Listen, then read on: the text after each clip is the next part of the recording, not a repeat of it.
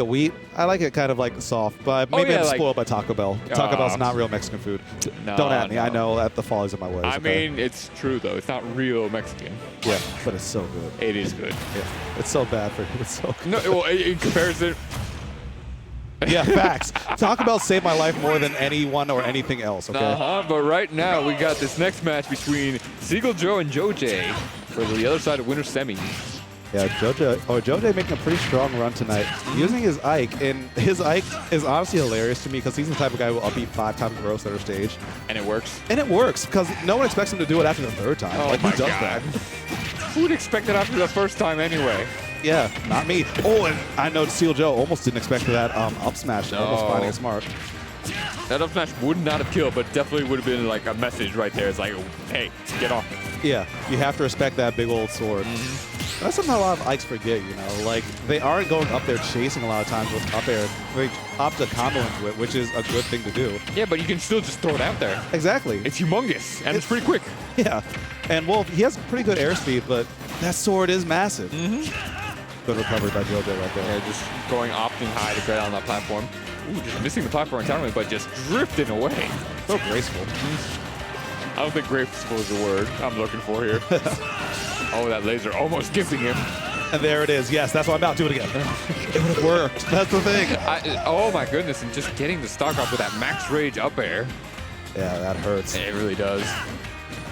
And it's really good, especially on Pokemon Stadium. Oh, we're back on Pokemon Stadium too, right? Yes. I forgot to mention that the stage list for this season has been officially put into effect now. So we're back on Pokemon Stadium 2, putting us consistent with a lot of other regions. Yes. And we also removed like one really dumb Unova. stage. Yeah, yeah. It wasn't dumb. Yeah, that one wasn't that dumb, actually. Like, Unova was removed, and Lilat became a counter pick, and Town became a starter. Okay, I'm with that. Yeah, it's all right. Yeah. Ooh, missing that get up with that down smash right there. Just eating the Aether in neutral of all things. I love that. I don't. It bothered me so much. You can just tell the times where Ike mains turn off their brains. It's like, yes, you have some privilege there. Use it. Abuse really it. do. Like that. PS2 privilege. Use it. Abuse it. All right, getting the jab. See, if this was Brawl, I could make fun of Joe saying, why are you losing this matchup, man? In Brawl, this was not like a favorable matchup for Ike, but here it's kind of amazing how much it's changed in the last 10 years. Yeah, these characters have been through so much. Like Wolf had it this time where he wasn't even in a game. No. And Ike's been in like 3 layers of hell, honestly. Yeah, Ike was struggling. Remember early Smash 4 when I was talking to Ajax from New England last weekend about it. And he used to play Ike in Smash 4, and I was like, what did this character do before the patch? He's like, you have to just walk into some of his stuff. It's like you have to hope your opponent turns off their brain. Yeah. It's literally that. But now JoJo looking like he's turning on his brain, reading everything that Seagull Joe is doing and getting a lot of damage. The spot dodge cancel. Oh, the down air, though. Big old sword. Exactly what we were saying before. Sometimes you just got to throw it out. Yeah, and not to mention, Wolf's up B has some quite bit of startup on it, and so you can just smack it. It's not like Firefox that, has the little fire protect thing. And anyway, he's got the sword. It's a disjoint. It's just going to beat it out anyway. Yeah. People keep on forgetting, but Ragnall is a legendary weapon, and it's a big old sword. It's a two-handed sword, and he uses it with one hand with most of the time. So, that says a lot. That's a flex. It is a flex. Like, when you get slapped up by someone wielding a big old sword with one arm, it's like, all right, like, that's a fight that shouldn't have gotten in the first place. No. But a monkey wouldn't know that. And Seagull Joe picking the chimpanzee this time around. Again, in Brawl, this was also an unfavorable matchup for Ike. Oh, yeah. This character demolished Ike. But right now, it's looking pretty even. Slight advantage for Joe. But because, Seagull. I can't take Joe anymore. Oh, yeah, true. But the big problem with, this Diddy-Ike matchup, even in this game, is that Diddy, on paper, on blueprints, hasn't changed that much in the last 10 years. No. So, once he gets his game going and has a banana out, there's not much that many characters can do if they aren't very fast, and Ike is not. No, by no means. But the banana is not as durable as it once was. Because, oh my goodness, you didn't want to deal with Brawl bananas. 2 bananas! Yeah. People ask, why people weren't tilted by, Smash 4 Diddy as much or this Diddy as much. He had 2 bananas in Brawl, man. Yeah, no, it was bad. Some characters literally just couldn't play. Mine included. Yeah, facts. Well, could Ganondorf ever play? Oh, I mean, yeah, he could. Oh. Very little, but he can play. But right now, Joj taking the advantage with that up air as always. It's just such a good finishing move, honestly. Yeah, and something that really helps Ike in this game that makes Nair up air. The Aether in the neutral, of course. I love that. But Nair to up air, the reason why it's so good in this game is because moves stale on shield. So every time it's blocked, and it's relatively safe on shield, but every time it's blocked, it'll just combo into up air later and later percents. Yeah, because it just gets weaker and weaker. But that still works, but Town and City, it's not in your favor this time. No. I'm surprised he opted to go here just because of the humongous ceiling. I feel like this was kind of a remnant of his Smash 4, like, you know, muscle memory. Just going Town City and Diddy, because that was a match made in heaven for Oh, yeah. It definitely was. But definitely working against him here. I mean, Ike's at 169, and he's at 64. And he's still not dead. Yep. I wonder if back throw? No, not center stage. No, but that was Well, the up throw, the up smash, that's definitely going to take the stock. Yeah. Finally, Joe. Or Seagull Joe has to be counting the stars. Oh, good job not air dodging there. I got hit. I'm be honest. Yeah, like I might have gotten hit or at least got traded. And you don't want to trade at that percent. Well, I don't know. I mean, I will trade anything. Oh, yeah. Ganondorf. Right. Yeah, Ganon. And that's really interesting because I was talking to someone else about this last week. Like, the character you play really changes how you see the game. Because I've noticed, like, heavy mains will go for more trades because sometimes that's just damage you can afford to. It's damage you can afford to take, and honestly, what else are you going to do? You're going to get in a worse situation. But that up B not making it to the ledge. I'm surprised. Yeah, the moment I got hit with that forward, that was just barely far enough. Joj was out of resources. Maybe if he air dodged instantly, he would have had enough drift, but I don't know. That's hindsight. Yeah, and that's always 2020. Right now, we just need to be looking ahead because Joj is still very much in this. The big hits of Ike could probably kill Diddy if he's near the ledge. A forward tilt, back air, any of those. One strong hit, but remember, he still won game one. So even if he doesn't take this, he's still got game three to get the counter pick, clear his mind. Yeah, that is a big advantage of winning game one. Yes, but then again, you lose the momentum. That's the one thing. Momentum means a lot in this game. Absolutely, both in-game and out-of-game, too, because sometimes if you just don't have the time to adapt, it's like, well, I don't know what I got hit by, but I'm just going to try and not get hit by it again, and then there you go, you get hit by it again. Personal experience. Yes, I believe it. Catching him with that side B. I'm not familiar. What's the name of Ike's side B? Quick draw. Quick draw, there we go. Yeah. Why do I know that? I don't know, man. Maybe you played Ike in some other life. Oh, yeah, back early. He was actually, wow, that was a long time ago. He was actually like one of my first mains in Brawl. And then I was like, yeah, because, you know, every kid's like, this guy has a big sword. He's cool. He looks cool. Oh, but taking that up smash, Seagull Joe, taking the command lead in game two. Yeah. So what would you see as a counter pick now, considering Joe most likely will stay as Diddy? Most likely, mind you. I feel like if let me see. I need to look at the stage list because DSR is not in effect. Yeah, Yes. there's no DSR or modified DSR. So Wait a minute, this list is wrong.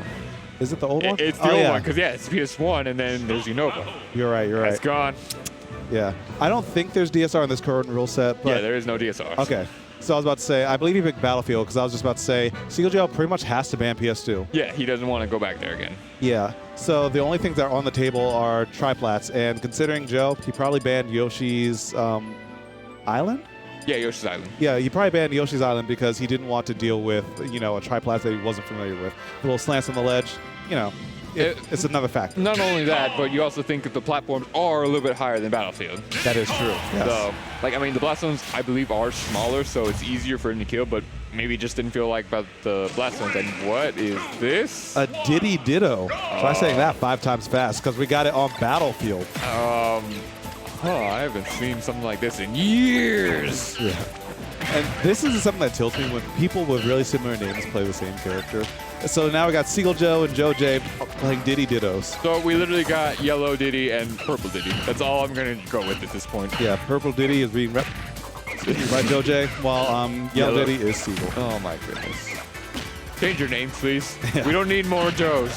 One day we should just round up all the Joes and just have them like fight to the death. Have a crew battle with some other like common name. Nope. With Joes versus something else. Nope, not a crew battle. Fight to the death. No Smash Brothers involved. Oh. Just the last one standing is the one who keeps the tag Joe. I don't know who would win, honestly. I would say average Joe probably. He looks like he can fight. Oh yeah. Yeah, average Joe. I forgot about Average Joe. Yeah, he's kind of big. Yeah. I wouldn't want to fight average No, Joe. No, I wouldn't either. But he'd probably be the last Joe to fight. He's just such a chill guy. Anyway, Diddy Ditto's going on right now. Right now, Joe J in the deficit by like about 60% right now. Well, 70%. Just gotta be careful. One solid confirm into up smash is gonna be enough to do it. Even though Battlefield still has the higher ceiling, not gonna survive. Diddy is pretty light. Yeah, especially with this much rage to him. So Joe, or excuse me, Seagull Joe is starting to look for probably down tilt up smash. And he's playing a bit of Smash 4 right now with the rolling around, but the rolls do have a diminishing returns in this game, something that you do have to consider, but yes, it recovers pretty quick. The up air, definitely nothing like Smash 4. That thing would have killed by now. Thank goodness. The monkey's foot. The monkey. And the back air, I mean, I just said monkey's foot. That monkey's foot's going to find that monkey's face. Back air drops to the platform pretty sneaky with it. Yeah. Right now, though, Joe J needs to find an answer, get the stock as quick as possible. It seems so petty. It really does. Like all these little slaps and kicks. Yeah. Okay, but the monkey flip, now this is slowly starting to be lost by Joe J. Until that, that pivot forward smash was actually really important because I think that's the only thing that would have killed. Yeah, like because he caught that monkey flip, he knew he wasn't in range, so he's like, all right, run back, forward smash, get the stock. And look at that. Now we pretty much have an even game with the early conversions by Diddy. The character is more or less a vortex character, you know? Once you get hit once, you know another hit's coming as long as you're below like 40-ish%. Yeah. Right now, though, it seems like this is the part where, I don't know if a lot of Diddies, but the Diddies I've seen, like, they struggle just getting that stock off. Yeah. I mean, most characters, this is already crit percent, but it feels like Diddy, unless they get a hard read or like a good juggle, there isn't really many kill options. Yeah, you can still get the banana, but if the other person's playing Diddy, and especially at this level, you have to assume that they're familiar with it. Fortunate there for Seagull Joe that Joe J popped out of that up smash. Otherwise, it would have taken stock. Yeah. They're going for an air. Oh, but the back air. Yeah. Gonna catch him. And Seagull Joe was just telling me the other day how much he loves Diddy's nair in this game because he said it was basically Ike's nair because it sends him almost straight up and it sets up for a lot of follow-ups even if it doesn't combo. Really? Yeah. It sends a very good angle. It's not as big as the sword, of course. Yeah. Not nearly as privileged, but you know, it does what it needs to do. Yeah. All right, that up throw to the banana into the up air. Nice damage. Yeah, and the damage is kind of getting OD right now from Seagull Joe. Yeah, he's got the rage too. It's gonna help him get a nice early kill. Okay, now it's like Seagull Joe's looking for his end game. He's trying to pull out the banana, finish this as soon as possible. And oh, that was very risky right there. Yeah, that roll in. Kind of ill-advised, but might have been a result of the buffer system. And I think Seagull wasn't actually expecting it. Oh, I was expecting that. I was not expecting that to kill either. It's like 150 monkey flip kick. It's like, okay. Yep.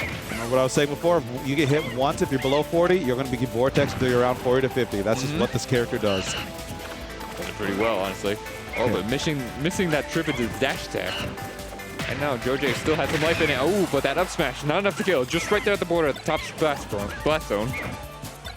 Now the banana's there, and he has control of the other one too. Sets up for a trip, but still not finishing it, but gets the monkey flip. Ooh, that was very risky by Seagull. He could have gotten a lot harder punish right there. Yeah, this is getting kind of dicey now because there's still a lot of rage on Joe J. And he has two bananas and still drop down bear, not enough. Close. You know he can't afford to be taking another one of those. And that option is now more or less off the table because Joe J is going to be able to see it coming. Yeah, he's going to be aware of it. So, like, that was your trump card. Well, the trip into the forward smash? Yeah, exactly. And that's what I was saying.